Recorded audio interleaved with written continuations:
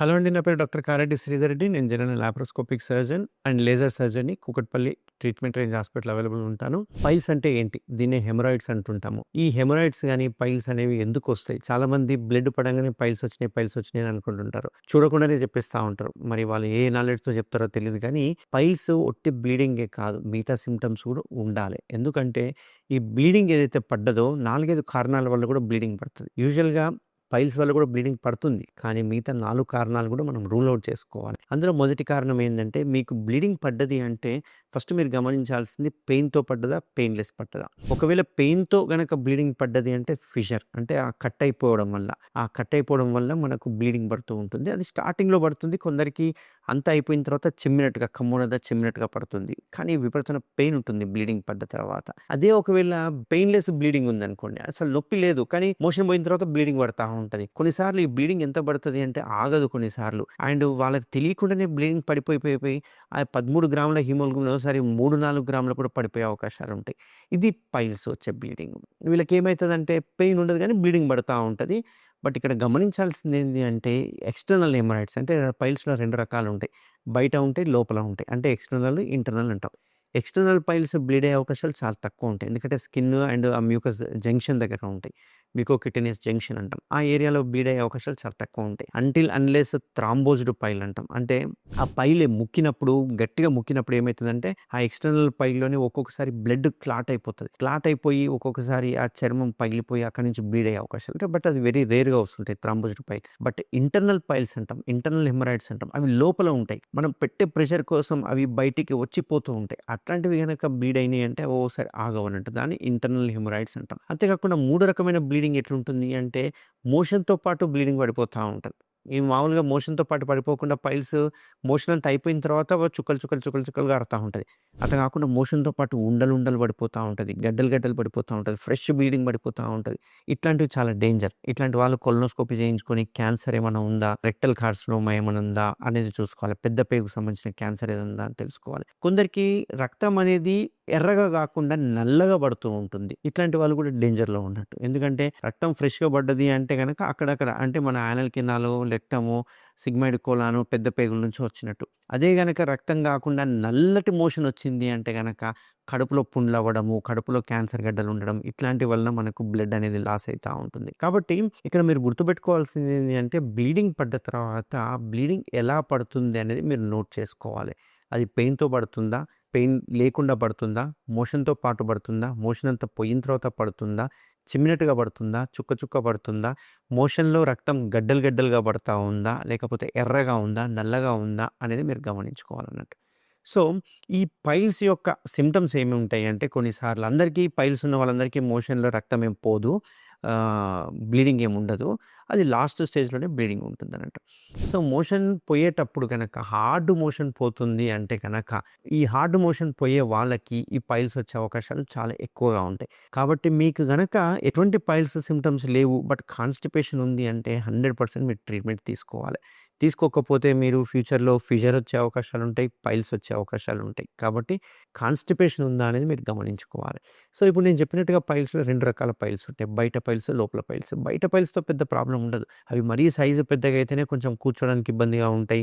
నడిచినప్పుడు రాపిడికి గురవుతా ఉంటాయి. కొంచెం డిస్టర్బెన్స్ అనిపిస్తా ఉంటాయి.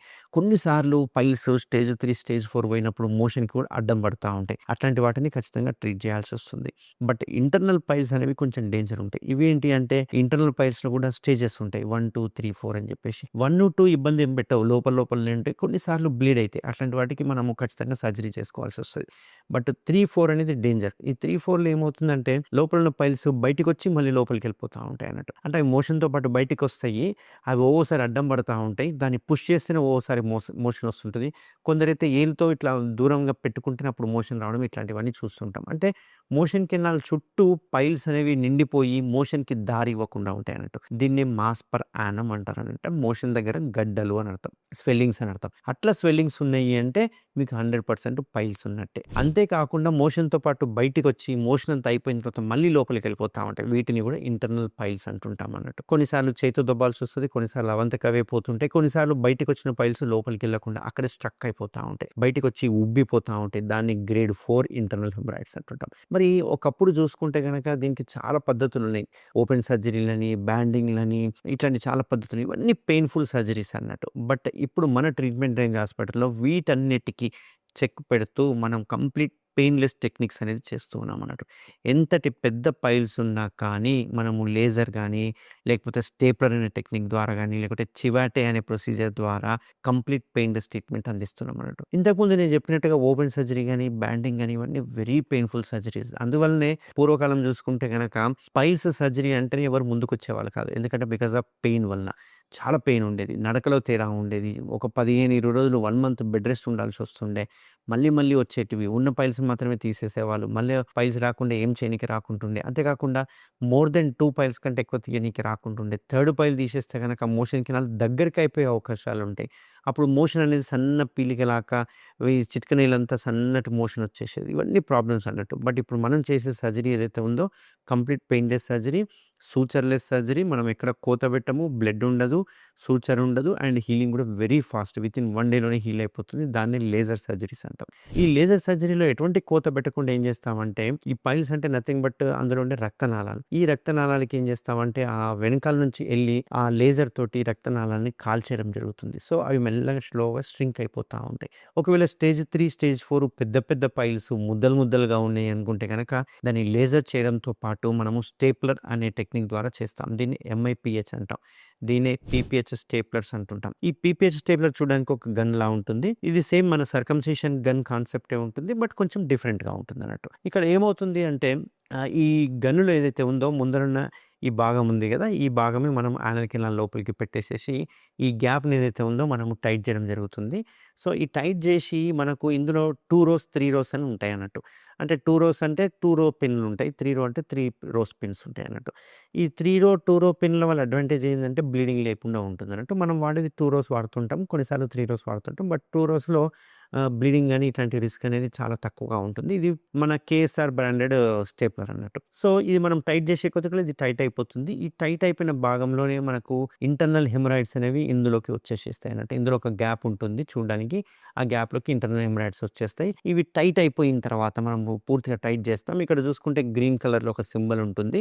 పూర్తిగా టైట్ అయితే ఆ గ్రీన్ కలర్ అనేది పైకి వచ్చేసేస్తుంది. అంటే లోడ్ అయ్యింది అని అర్థం. లోడ్ అయిన తర్వాత మనం ఒక 3-5 మినిట్స్ అనేది మనం లోడ్ చేసేసుకున్నాక మనం ఫైర్ చేయడం జరుగుతుంది. ఫైర్ చేయడం వల్ల ఏమవుతుందంటే యానల్ కెనాల్ లోపల ఏదైతే ఉందో ఆ యానల్ కెనాల్ లోపల ఉన్న టిష్యూ కావచ్చు, లేకపోతే మ్యూకోసా కావచ్చు, లేకపోతే ఇంటర్నల్ హెమరాయిడ్స్ కానీ ఇవన్నీ మనం కట్ చేసేస్తదన్నట్టు. కట్ చేసేసి నీట్‌గా పైనున్న చర్మాన్ని, కిందున్న చర్మాన్ని ఒక చుట్టూగా మనకు పిన్స్ ఏసేస్తదన్నట్టు. చాలామందికి డౌట్ ఏందంటే, "సార్ మీరు ఉట్టిగా చెయ్యితో కోత పెడితేనే ఇంత పెయిన్ ఉంటది. మీరు పిన్స్ ఏస్తే విపరీతమైన పెయిన్ ఉంటది కదా!" అని అనుకుంటారు. బట్ ఇక్కడ ఇది నేనెందుకు పెయిన్‌లెస్ సర్జరీ అన్నాను అంటే, మనకు యానల్ కెనాల్ నుంచి ఒక 3-4 సెంటీమీటర్ వరకు ఏ ప్రొసీజర్ చేసినా పెయిన్‌ఫుల్ ఉంటుంది. బట్ 4 సెంటీమీటర్ పైన చేసిన వాటికి పెయిన్‌లెస్ అంటాం. దీన్ని పెక్టినేట్ లైన్ అంటాం. డెంటేట్ లైన్ అంటుంటాం మా భాషలో. ఆ డెంటేట్ లైన్‌కి పైన చేస్తాం కాబట్టి ఎటువంటి పెయిన్ అనేది ఉండదు. జీరో పెయిన్ అన్నట్టు. సో, ఇది చేయడం వల్ల అడ్వాంటేజ్ ఏమవుతుందంటే, ఆ కిందికి సాగే గుణమున్న పైల్స్ అన్ని పైకెళ్ళిపోతాయి. అండ్ ఆ పైల్ మాస్‌ని తీసేయడం జరుగుతుంది. అండ్ ఇంపార్టెంట్ ఏంది అంటే పైల్స్‌కి సంబంధించిన బ్లడ్ సప్లై కూడా మనం ఆపేయడం జరుగుతుంది. దీనివల్ల ఈ స్టేప్లర్ ఏయడం వల్ల ఫ్యూచర్‌లో పైల్స్ వచ్చే అవకాశాలు కూడా చాలా తక్కువగా ఉంటాయనన్నట్టు. అంతేకాకుండా ఈ పిన్స్ చాలామంది ఏంటంటే పిన్స్ ఎప్పుడు తీయించుకోవాలని అడుగుతుంటారు. ఈ పిన్స్ చాలా కంటికి కూడా కనపడనంత సన్నగా ఉంటాయి.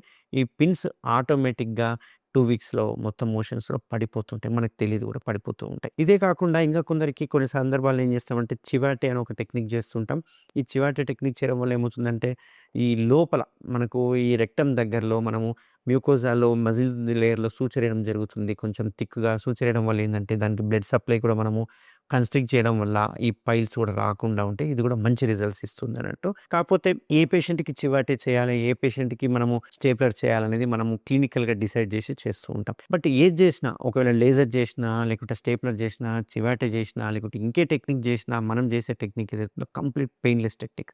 ఎక్కడ నేను బ్లేడ్ వాడట్లేదు, ఎక్కడ సూచర్ వాడట్లేదు కాబట్టి ఆటోమేటిక్‌గా పేషెంట్‌ని వితిన్ 6-8 అవర్స్‌లో పేషెంట్ కండిషన్ బాగుంటే సెడేషన్‌లో చేస్తే డిశ్చార్జ్ చేయడం జరుగుతుంది. నెక్స్ట్ డేనే వాళ్ళు ఆఫీస్‌కి కూడా వెళ్ళిపోవచ్చు. ఎటువంటి బెడ్ రెస్ట్ గానీ, ఎటువంటి పథ్యం గానీ, ఎటువంటి డ్రెస్సింగ్స్ గానీ అవసరం పడదన్నట్టు. సో, ఇది సింపుల్ ప్రొసీజరు. అండ్ మళ్ళీ మళ్ళీ రాకుండా ఉండడానికి స్టేప్లర్ ఏస్తాం కాబట్టి పైల్స్ మళ్ళీ మళ్ళీ వచ్చే అవకాశాలు తక్కువుంటాయి. బట్ ఇది మనకు ఒక ఫుడ్‌కి సంబంధించిన హ్యాబిట్, అంటే మన హ్యాబిట్‌కి సంబంధించిన డిసీజ్ కాబట్టి ఫుడ్‌లో కొన్ని చేంజెస్ చేసుకోవాలి తప్పకుండా. అండ్ లైఫ్ స్టైల్‌లో కొన్ని మోడిఫికేషన్ చేసుకుంటే గనక ఫ్యూచర్‌లో ఎటువంటి ప్రాబ్లమ్ ఉండదు. అండ్ మోస్ట్ ఇంపార్టెంట్ ఏంది అంటే ఈ టెక్నిక్ ద్వారా చేయడం వల్ల ఎటువంటి యానల్ స్టెనోసిస్ అనేది రాదు. చాలామంది ఏందంటే పైల్స్ చేసిన తర్వాత లేకపోతే ఇట్లాంటి చేసిన తర్వాత మోషన్ కంట్రోలింగ్ పోతదేమో, మోషన్ కెనాల్ దగ్గరికి అయిపోతదేమో, మోషన్ సన్న పీలికలాగా వస్తదేమో అని అనుకుంటారు. అటువంటి కాంప్లికేషన్స్ ఇందులో 0% అయ్యే అవకాశాలు ఛాన్సే లేదు. ఎందుకంటే ఇక్కడ మనం ఏం కట్ చేయట్లేదు కాబట్టి మోషన్ కెనాల్ టైట్ అవ్వడం గానీ ఇట్లాంటివి అనేది జరగదన్నట్టు.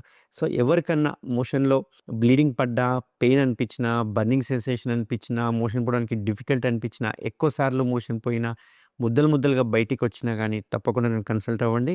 దీనికి కంప్లీట్ పెయిన్‌లెస్ ద్వారా మనము కంప్లీట్‌గా మనము పైల్స్‌ని ఎరాడికేట్ చేయొచ్చు. Thank you very much.